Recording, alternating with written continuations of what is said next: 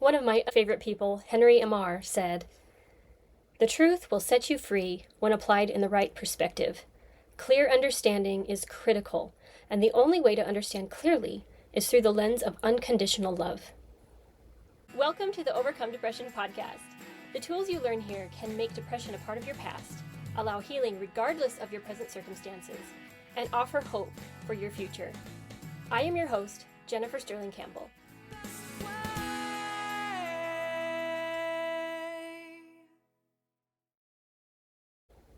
I would also refer you to John 8:32, "And ye shall know the truth, and the truth shall make you free."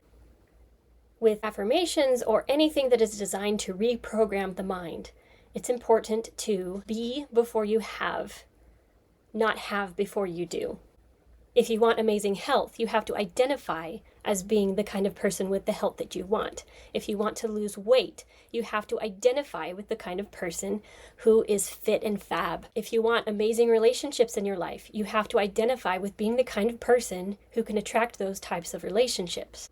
You need to be before you can do, and do before you can have. So here's what I want to challenge. If you accept this challenge, make a list of as many things as you struggle with right now that you want to address or change. And I want you to say, when blank, I used to blank. Now I blank. For example, when I get angry, I used to hit things. Now I go for a walk. Or when I am feeling depressed, I used to lay in bed all day. Now I go to the park or call a friend. When someone says something politically I don't like, I used to get angry and say something rude in response. Now I listen patiently and ask clarifying questions to further understand.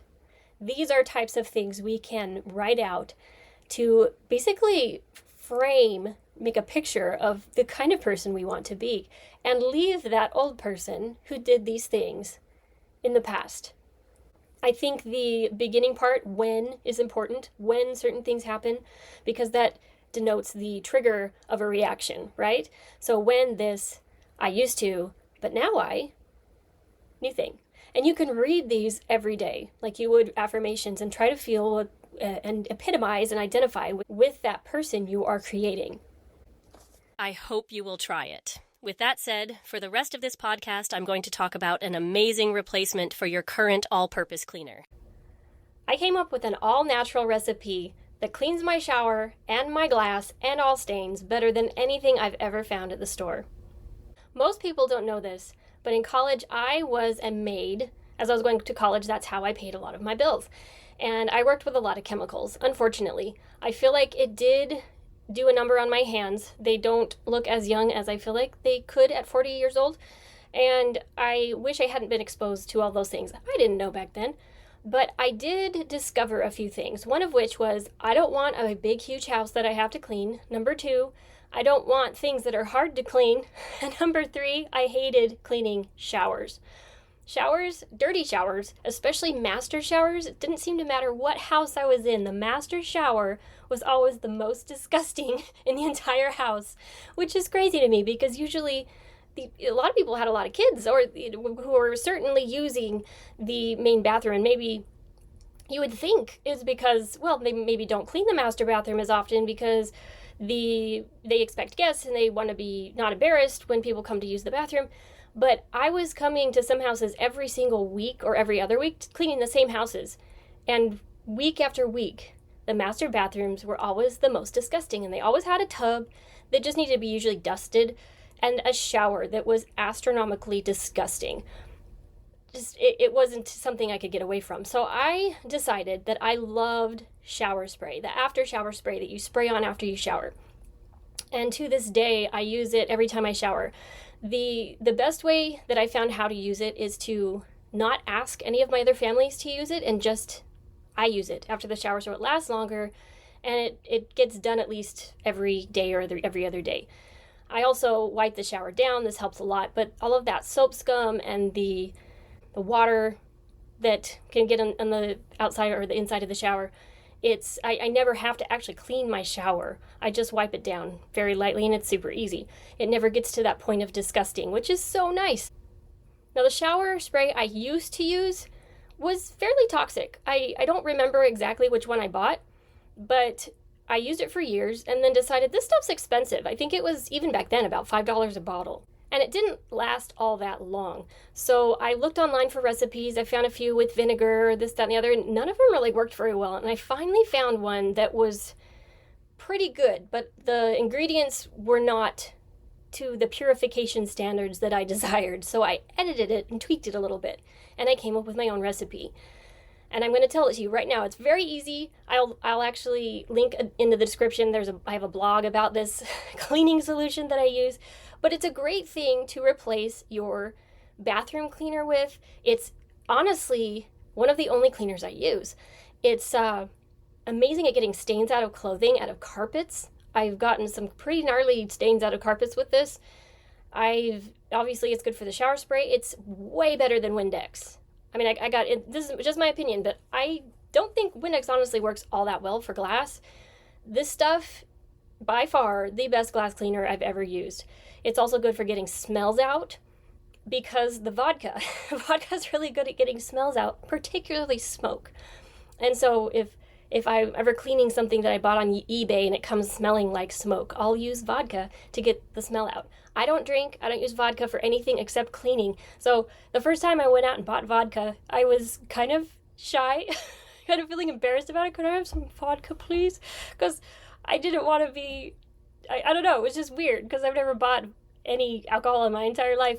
Went to a alcohol store to get vodka. Now I get it in big bottles in Costco, and I put it up way high where my babies won't get it. I was actually standing in a line at Costco once, and my son, I think he had to have been 7 at the time, he goes, "Mom, what's this?" And I said, "Oh, that's alcohol, it's vodka, it's poison."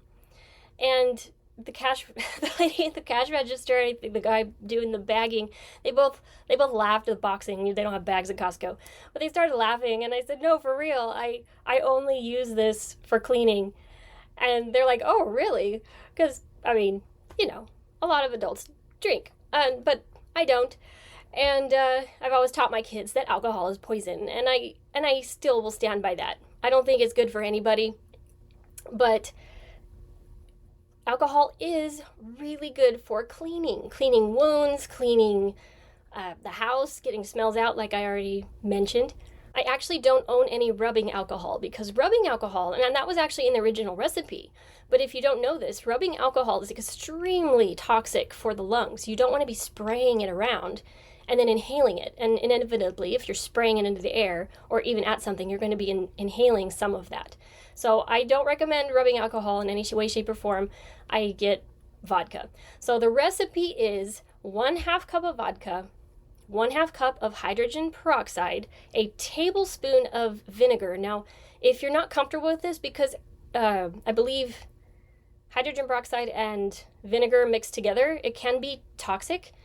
But I've read that in very small amounts, if you're just adding a tiny bit of vinegar or a tiny bit of hydrogen peroxide to one or the other, that it's okay. If you're not comfortable with that, you might want to shop for a eco-friendly rinse aid, because that's what the original recipe called for. But vinegar is also considered a rinse aid. So you make your judgment on that. You make the call. The last ingredient is 6 drops of dish soap, and I would choose an eco-friendly dish soap.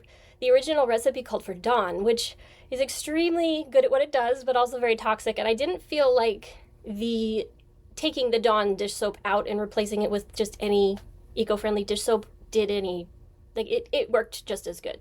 So I actually ended up buying a bottle of recently, because these dispensers, the pump often stops working after a while. So I needed a new bottle after I think I used the same bottle for 8 years.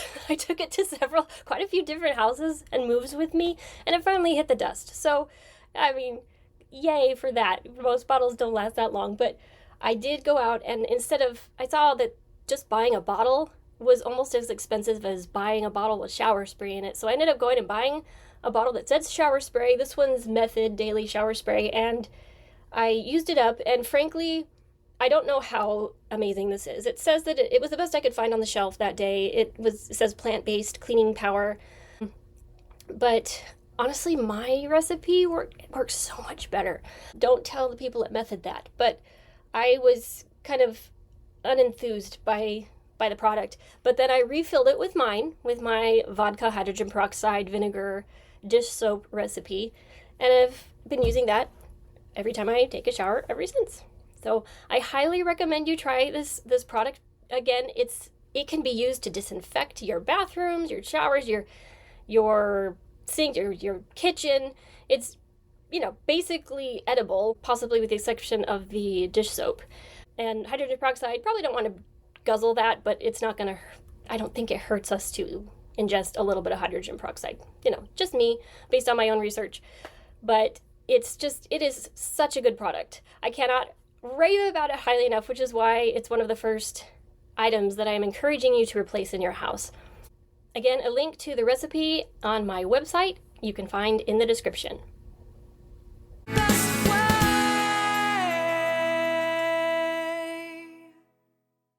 If you are new to this podcast, please go watch all of the hashtag introduction videos first, and then consider downloading the Overcome Depression workbook. Links in the description. The content in this podcast is based on my own personal beliefs, is for informational purposes only, and is not intended to substitute for medical advice, diagnosis, or treatment. Please refer to the full legal disclaimer in the description.